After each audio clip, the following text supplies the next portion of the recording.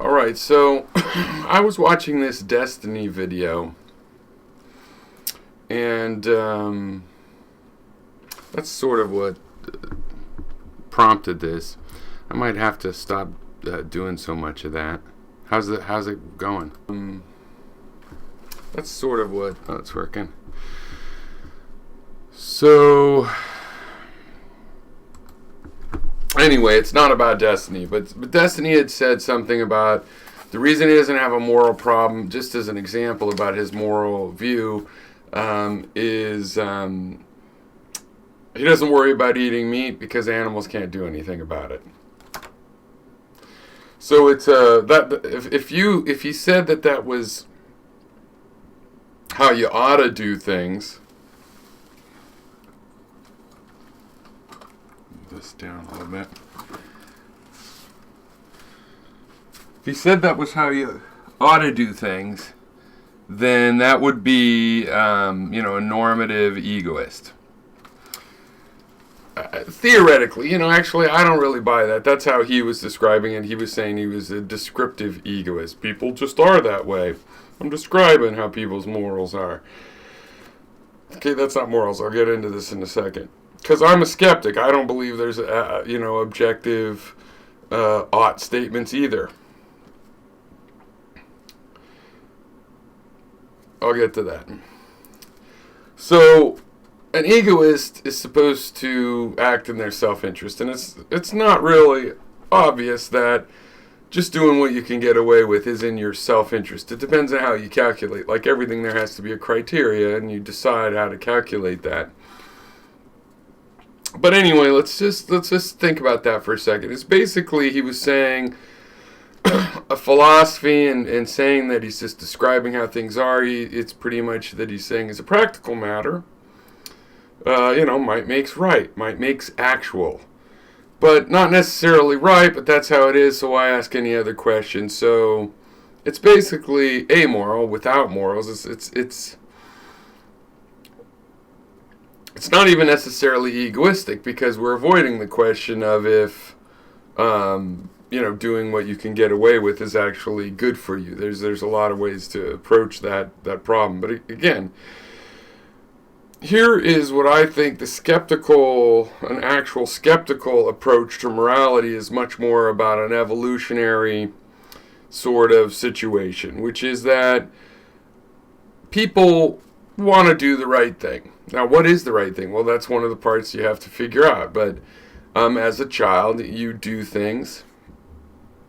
They have bad results. Maybe you feel bad, or maybe you just get caught. Either way, Destiny's talking about that you get caught. So you could have a moral system that's just like, what should you do? Well, you should not get caught. Don't do things where you're probably going to get caught.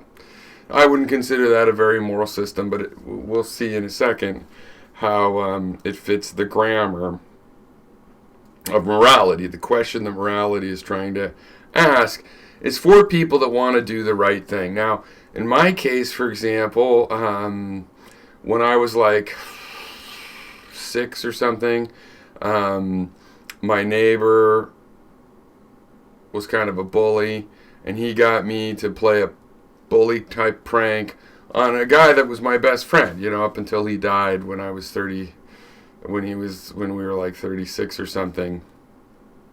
I think it was 36. We were lifelong friends. But at this time, and we talked about this subsequent, some years later when we were like 13 or something.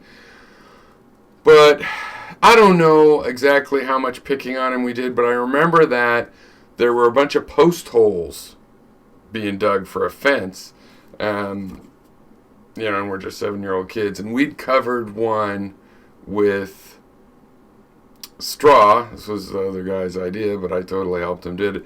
And then we played a tag kind of game where he chased along and tried to get him to fall in the hole. That was pretty fucking bad. And I remember that. I remember it at the time. It felt bad. And so when you have these situations as a kid, you end up feeling bad. You end up thinking, well, how could I avoid those kinds of things in the future? And again, as I was saying, it also goes for if you get caught or all of the in between. a lot of times when people get caught, they're forced to, then they think about it and they actually feel bad about what they did as well.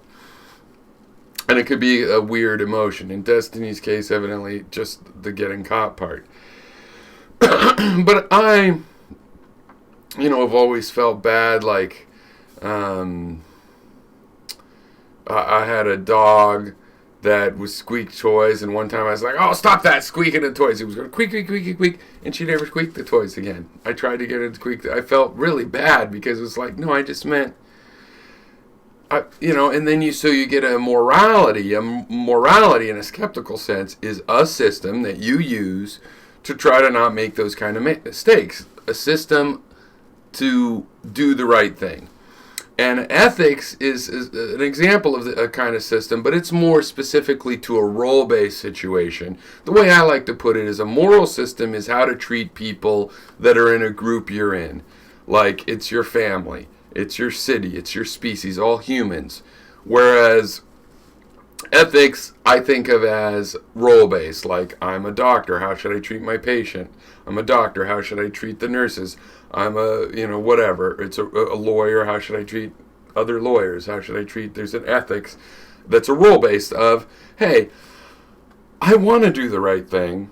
It's not that easy, and I can invent a logical system and a philosophy and think about it and then be prepared when these hard situations where you have to make a decision, they come along, and you can try to invent a system that helps you make the right decision. And I would say, as a skeptic, no moral system's going to be perfect. Some situations are going to be a conundrum for it, and either won't help or might even actually make you do the wrong thing. So a moral system is dangerous because by telling you what the right thing is, you might actually do the wrong thing.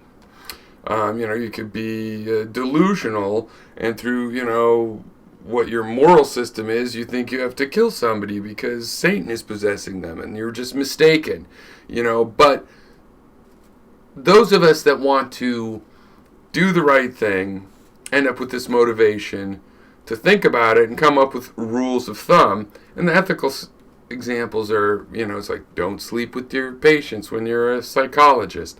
Don't gossip about your clients when you're a lawyer. These help you avoid mistakes that you might have made or other people might have made or you can anticipate and don't want to make, right? Now, since we're in a society, even though there's this subjective aspect to what makes you feel bad, what is the right thing? How do people deserve to be treated? How have you been treated that was mistreated that you don't want to mistreat other people? You end up in a social discussion. And then you get a morality and ethics that is starting to inform what you will make law out of. Because Destiny might not need a morality if he's just concerned with what he can get away with and he's going to do it by intuition.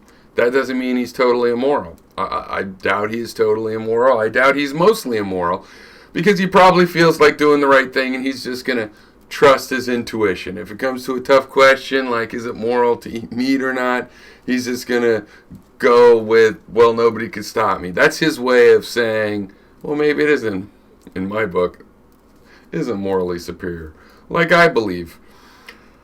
Part of skeptical morality is I don't claim that I'm morally perfect. My idea is I build a system to tell me what's right and wrong. I don't always do those things. I try, I want to, but, my eating of meat isn't so much that the animals can't do anything about it.